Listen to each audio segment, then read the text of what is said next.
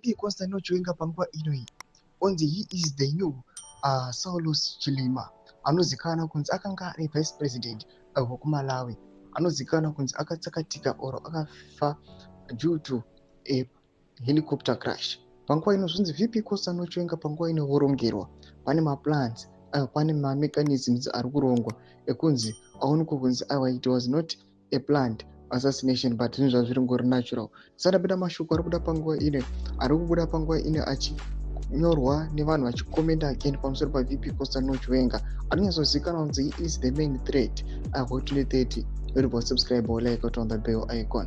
Chipinda panguva ino inoonekwa kunzi vakomana paperwork inonyatsoonekwa kunzi madrafts ese atovapo ekuamenda constitution kuti alawe 2030.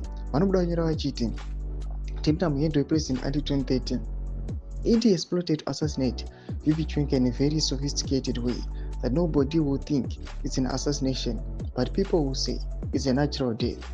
It's not new. VP Saulos Chilima was assassinated for fighting against corruption. Ndobva bookmark this. Ndo mashoko anonyogwa panapa nepresident until 2030 kuposta mapictures amuri kuona.